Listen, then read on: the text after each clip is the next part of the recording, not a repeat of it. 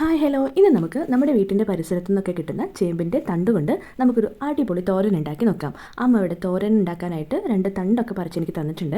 ഞാൻ അത് കൊണ്ടുപോയിട്ട് ചെറിയ കഷ്ണങ്ങളാക്കി മുറിച്ച് കുറച്ച് വെള്ളം ഒഴിച്ച് വെച്ചു. വളരെ ചെറിയ കഷ്ണങ്ങളായിട്ടാണ് കേട്ടോ ഞാനിത് മുറിച്ചെടുത്തിരിക്കുന്നത്. ഇനി തോരന് വേണ്ട കൂട്ട് തയ്യാറാക്കാം. അതിനായിട്ട് ഒരു പിടി തേങ്ങ എടുത്തിട്ടുണ്ട്. അതിലേക്ക് കുറച്ച് സവാളയും ഒരു പച്ചമുളകും കുറച്ച് കാന്താരി മുളകും കുറച്ച് ഇഞ്ചിയും മഞ്ഞൾപ്പൊടിയും ആവശ്യത്തിന് ഉപ്പും കുറച്ച് കറിവേപ്പില ഇട്ടിട്ട് നന്നായിട്ടൊന്ന് ഇളക്കി മിക്സ് ചെയ്യാം.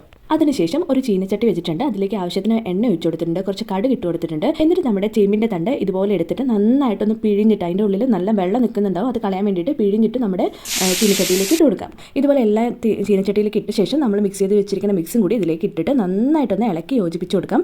നന്നായിട്ട് ഇളക്കി യോജിപ്പിച്ച ശേഷം നമുക്കിതൊന്ന് അടച്ച് വെച്ചിട്ട് നമുക്കിത് ആവി കയറ്റിയെടുക്കണം. ആവി കയറ്റിയിട്ടാണ് ഇത് വേവിക്കാൻ പോകുന്നത്. ഒട്ടും വെള്ളം ഒഴിക്കേണ്ട ആവശ്യമില്ല. ഇത് തന്നെ ഓൾറെഡി വെള്ളം നമുക്ക് ഇത് തന്നെ വരും. ഒരു 5 മിനിറ്റ് കഴിയുമ്പോൾ തന്നെ ഇതൊരുവിധം ചുങ്ങി ഇങ്ങനെ ഒരു പാകത്തിൽ വന്നിട്ടുണ്ടാവും. എന്നിട്ട് നമുക്ക് നന്നായിട്ടൊന്ന് ഇളക്കി കൊടുക്കാം. ഇത് തന്നെ കാണുമ്പോൾ മനസ്സിലാവും ഇത് തന്നെ വെള്ളം ഇറങ്ങി വന്നിട്ടുണ്ട്. അപ്പോൾ നന്നായിട്ടൊന്ന് മിക്സ് ചെയ്ത് ഇളക്കി യോജിപ്പിച്ച് കൊടുക്കാം. എന്നിട്ട് പിന്നെയും ഒന്ന് അടച്ച് വെച്ചിട്ട് ഒരു 5 മിനിറ്റ് കഴിഞ്ഞിട്ട് പിന്നെയും ഒന്ന് ഇളക്കി കൊടുക്കാം. അങ്ങനെ നമ്മുടെ തോരനിൽ വെള്ളം എല്ലാം വറ്റി വന്നിട്ടുണ്ട്. അപ്പോൾ നമ്മുടെ ചേമ്പിൻ തണ്ട് തോരൻ ഇവിടെ റെഡി ആയിട്ടുണ്ട്. ഞാൻ ഗ്യാസ് ഓഫ് ചെയ്തിട്ടുണ്ട്. അപ്പോൾ വളരെ ടേസ്റ്റി ആയിട്ട് ഹെൽത്തി ആയിട്ട് നാച്ചുറലായി കിട്ടുന്നതാണ്. എല്ലാവരും ഉറപ്പായിട്ടും ഈ റെസിപ്പി ട്രൈ ചെയ്ത് നോക്കണേ. എല്ലാവർക്കും ഒരുപാട് ഇഷ്ടപ്പെടും. അപ്പോൾ അത്രയുള്ള വീഡിയോ എല്ലാവരും സബ്സ്ക്രൈബ് ചെയ്ത് സപ്പോർട്ട് ചെയ്യണേ. Tata bye bye, see U.